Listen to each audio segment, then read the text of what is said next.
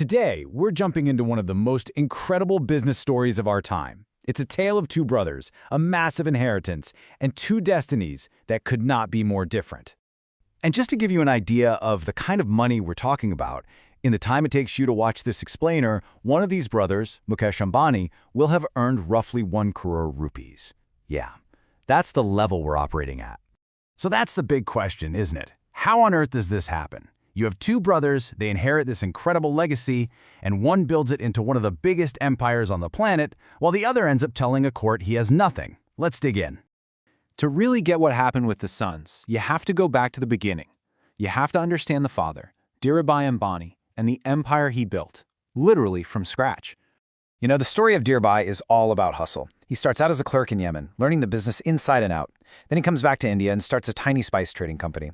But here's where you see his genius. The government had all these strict rules on cotton, right? So in '66, he just sidesteps it all and goes into synthetic fabrics. It was a brilliant move. Then in the '80s, he makes another power play. He gets into petrochemicals. Why? So he could control his own supply chain from top to bottom. By the time his sons came on board, he had built an absolute titan of industry. So, the brothers worked together under their father's watch and things seemed fine. But after he was gone, everything changed. This is when the cracks started to show, setting the stage for one of the biggest corporate battles India has ever seen. And here it is, the one detail that changes everything. Dhirubhai Ambani, this master planner, this visionary, never wrote a will. Can you believe it? With no clear plan for who gets what, a massive power vacuum opened up, and the two brothers, who were supposed to carry on the legacy together, started fighting for control. The fighting got so bad that finally their mother had to step in and broker a deal. In 2005, they split the empire. And look at how it was divided. This is absolutely key. Mukesh got what you'd call the old guard businesses, the stable, boring cash printing machines like oil and petrochemicals. Anil got the exciting stuff, the new frontiers, telecom, power, finance. Basically, Mukesh got the foundation and Anil got the future, or what seemed like the future. So what did Mukesh do with his part of the kingdom? Well, he didn't just sit on it. He took that stable, cash-generating core and used it as a launchpad for total domination. His strategy was just surgical. First, he took his biggest strength, the Jamnagar refinery, and poured money into it, making it the biggest and best in the world. That secured his cash flow. Next, he went after retail, opening up smart bazaar stores everywhere. But the real game changer, the killer move, was step 3, launching Jio in 2016. He just walked into the telecom market and dropped a bomb by offering free service to start. He didn't just want to compete, he wanted to burn the whole market down and rebuild it in his image. And oh my God, did it work. By 2020, just 4 years later, Jio had 400 million users. 400 million! He basically created India's biggest telecom company out of thin air. He used the profits from his boring old businesses to fund a revolution.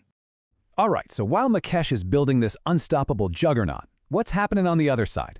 Anil's story, which started with all those high-growth, new frontier businesses, well, it went in a very, very different direction. So what happened? It was kind of like a perfect storm of bad decisions. While Mukesh was slow and steady, Anil went for high-risk, super-fast expansion funded by a mountain of debt. His costs were just spiraling out of control. He was trying to fight established giants in really tough industries. A lot of his big bets were badly timed, and because all his businesses were in these risky sectors, when one part started to fail, it created a domino effect.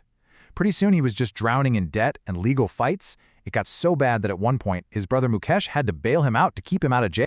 And this all came to a head in a UK courtroom in 2020. Anil Ambani, a man who was once one of the wealthiest people in the world, stood before a judge and said those 5 words. It was a shocking, final admission that his empire was completely gone. So, let's step back and look at the final score. 2 brothers, 1 inheritance, 2 decades later. The numbers? Well, they tell the whole story. Today, Mukesh Ambani is worth over $122 billion. He's not just the richest man in Asia, he's one of the richest people on the entire planet. And Anil Ambani? According to his own statement in court, 0. The contrast is just breathtaking. So when you look at the Ambani story, it's more than just a family drama. It's a clash of 2 totally different business philosophies. One brother took the safe, cash-rich foundation and used it to launch calculated, disruptive attacks. The other took the high-risk, high-growth path and bet it all on rapid expansion. It really leaves you with one big question, doesn't it?